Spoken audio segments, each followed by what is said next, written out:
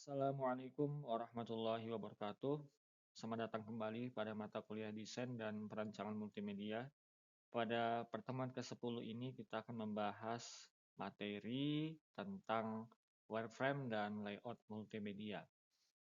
Materi ini sangat penting karena dalam proses pengembangan aplikasi atau website, seorang desainer tidak langsung membuat tampilan final yang berwarna dan menarik.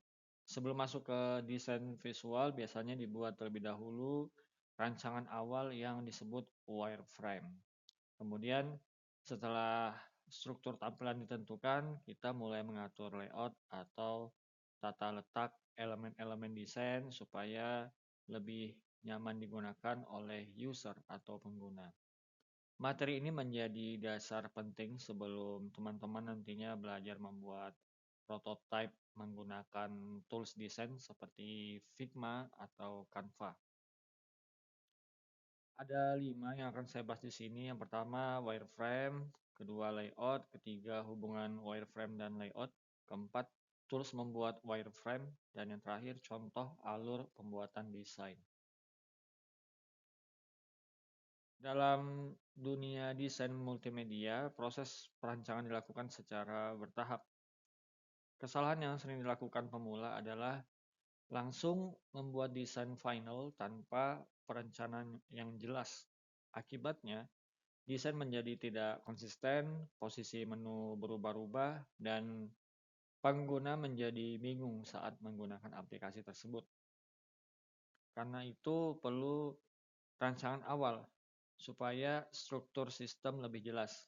Nah, disinilah peran wireframe dan layout menjadi sangat penting. Wireframe membantu menentukan struktur halaman, sedangkan layout membantu mengatur posisi elemen agar lebih nyaman dilihat dan digunakan. Jadi, sebelum fokus ke warna, animasi, atau tampilan yang menarik, kita harus memastikan struktur desain sudah benar terlebih dahulu. Kita langsung ke poin pertama, yaitu wireframe. Wireframe dapat diibaratkan seperti kerangka rumah. Ketika membangun rumah, kita pastinya tidak langsung mengecat atau memasang dekorasi. Kita membuat struktur dasarnya dulu.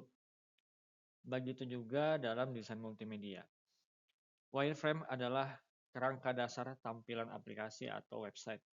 Pada tahap ini, kita hanya menentukan posisi elemen-elemen penting seperti menu, tombol, gambar, konten utama, kolom pencarian, dan navigasi. Biasanya wireframe masih sederhana, bahkan sering hanya berupa kotak-kotak hitam putih. Karena fokus utama wireframe ini bukan keindahan visualnya, tapi struktur dan fungsi halamannya. Dengan wireframe kita dapat melihat apakah alur tampilan sudah nyaman digunakan atau belum. Mengapa wireframe penting? Karena wireframe membantu mengurangi kesalahan desain sejak awal. Bayangkan jika kita langsung membuat desain final yang detail dan ternyata posisi menu salah atau navigasi masih membingungkan, maka kita harus mengulang desain dari awal. Itu akan membuang waktu dan tenaga pastinya. Dengan wireframe, kita bisa melakukan evaluasi lebih cepat sebelum masuk ke desain detail. Selain itu, wireframe juga membantu komunikasi dalam tim. Misalnya dalam sebuah perusahaan digital terdapat UI designer, UX designer, programmer, dan project manager.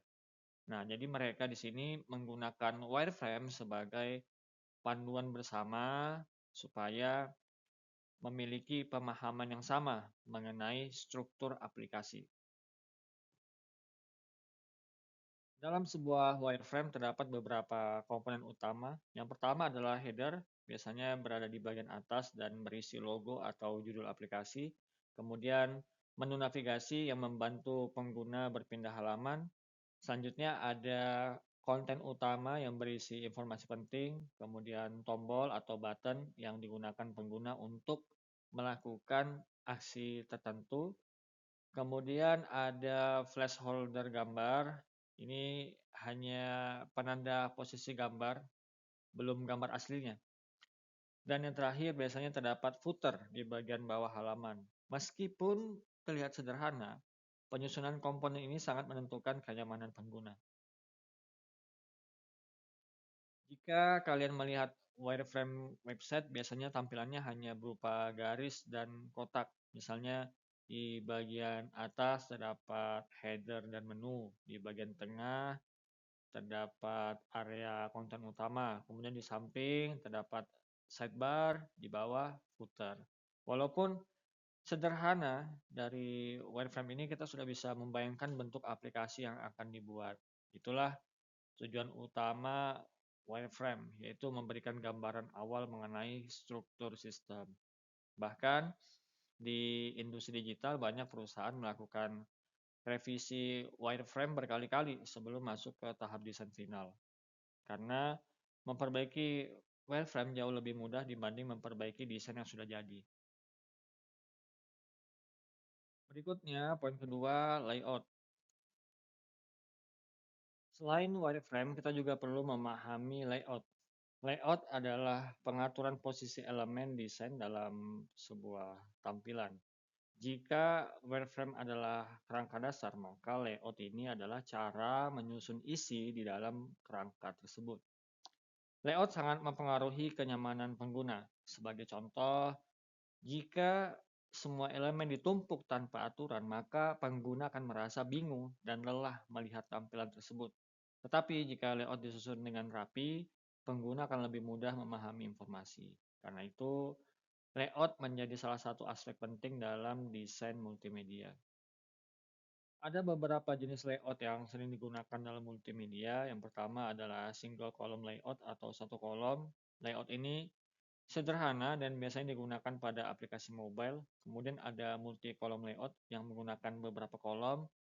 Selanjutnya ada grid layout yang menggunakan sistem kotak-kotak dan ada juga card layout yang sering digunakan pada aplikasi modern seperti marketplace dan media sosial. Setiap layout memiliki fungsi yang berbeda. Pemilihan layout harus disesuaikan dengan kebutuhan aplikasi dan target pengguna. Single column layout menggunakan satu kolom utama. Kelebihannya adalah sederhana dan mudah dibaca. Karena itu, layout ini sangat cocok digunakan pada aplikasi mobile. Ketika menggunakan smartphone, pengguna lebih nyaman melakukan scroll vertikal dibanding melihat terlalu banyak kolom. Single column layout juga membuat pengguna lebih fokus pada isi konten. Namun, kelemahannya, jika informasi terlalu banyak, maka halaman menjadi sangat panjang. Karena itu, layout ini cocok digunakan untuk aplikasi sederhana atau artikel. Grid layout menggunakan susunan kotak atau grid. Layout ini membuat tampilan lebih rapi dan terstruktur. Grid layout sering digunakan pada galeri foto, dashboard aplikasi, maupun marketplace. Sebagai contoh, ketika membuka aplikasi e-commerce, kita melihat produk tersusun dalam bentuk kotak-kotak. Itu merupakan penerapan dari grid layout. Kelebihannya, grid layout adalah memudahkan pengguna melihat banyak informasi sekaligus tanpa membuat tampilan terlihat berantakan. Karena itu, grid layout menjadi sangat populer dalam desain modern. Dalam membuat layout terdapat beberapa prinsip penting. Yang pertama adalah konsistensi, artinya posisi elemen harus tetap dan tidak berubah-ubah di setiap halamannya. Yang kedua adalah tidak terlalu ramai. Tampilan yang terlalu penuh akan membuat pengguna cepat lelah, cepat capek melihat tampilan layout kita. Yang ketiga adalah penggunaan white space atau ruang kosong. Banyak pemula takut menggunakan white space atau ruang kosong karena dianggap membuang tempat. Padahal white space sangat penting supaya tampilan lebih nyaman dilihat. Dan yang terakhir adalah kemudahan penggunaan. Layout harus membantu pengguna menemukan informasi dengan cepat. Poin ketiga, hubungan wireframe dan layout. Wireframe dan layout saling berkaitan. Wireframe menentukan struktur dasar halaman, sedangkan layout menentukan bagaimana elemen-elemen tersebut disusun agar nyaman digunakan. Keduanya harus dirancang bersama.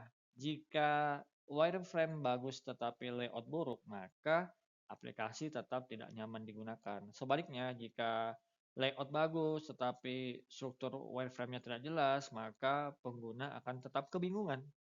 Karena itu, seorang desainer multimedia harus memahami keduanya. Berikutnya, poin keempat, tools membuat wireframe. Saat ini terdapat banyak tools yang dapat digunakan untuk membuat wireframe, misalnya seperti Figma, Adobe XD, Balsamiq, Canva, dan Draw.io. Di industri digital modern, Figma menjadi tools yang paling populer karena selain mudah digunakan, Figma juga mendukung kolaborasi online. Artinya, beberapa orang dapat mengerjakan desain yang sama secara bersamaan. Kemampuan menggunakan tools desain seperti ini menjadi salah satu skill penting di dunia kerja digital saat ini. Poin kelima, contoh alur pembuatan desain. Dalam pengembangan multimedia biasanya terdapat tahapan yang sistematis dimulai dari menentukan konsep produk, kemudian membuat flow multimedia, lalu membuat storyboard, setelah itu membuat wireframe dan layout. Nah, barulah masuk ke desain visual final dan prototyping. Jika tahapan ini dilakukan dengan benar, maka hasil desain akan lebih rapi dan profesional. Sekarang coba kita bayangkan sebuah aplikasi pembelajaran. Aplikasi tersebut memiliki fitur home, materi, video, dan kuis. Sebagai desainer, kita harus memikirkan bagaimana pengguna berpindah halaman, menu apa yang paling penting, layout seperti apa yang nyaman digunakan siswa, dan bagaimana membuat tampilan tetap sederhana tetapi informatif. Hal-hal seperti ini merupakan bagian dari proses desain multimedia. Jadi, desain bukan hanya soal warna yang bagus, tetapi juga soal kenyamanan pengguna. Nah, dari diskusi ini, coba teman-teman jawab di kolom komentar Google Classroom tentang pertanyaan tadi ya. Layout apa yang cocok, kemudian posisi menu sebaiknya di mana, dan bagaimana pengguna berpindah halaman. Tugas pertemuan 10. Untuk tugas pada pertemuan ini, saya minta membuat wireframe sederhana untuk proyek multimedia masing-masing, minimal terdiri dari 3 halaman atau tampilan. Teman-teman boleh membuat wireframe secara manual di kertas ataupun menggunakan tools digital seperti Figma atau Canva dan sebagainya. Yang paling penting adalah struktur tampilan terlihat jelas, jangan terlalu fokus pada keindahan desain terlebih dahulu. Fokuslah pada posisi menu, navigasi, dan kenyamanan pengguna. Sertakan juga penjelasan singkat mengenai fungsi setiap halaman. Tugas ini dikumpulkan melalui Google Classroom sesuai dengan deadline yang sudah saya berikan. Pada pertemuan ini kita telah mempelajari pengertian wireframe, fungsi wireframe, layout multimedia, jenis layout, dan prinsip layout yang baik. Baik, itu saja untuk pertemuan kali ini. Terima kasih yang sudah menyaksikan sampai selesai. Semoga bermanfaat. Sampai jumpa pada pertemuan selanjutnya. Wassalamualaikum warahmatullahi wabarakatuh.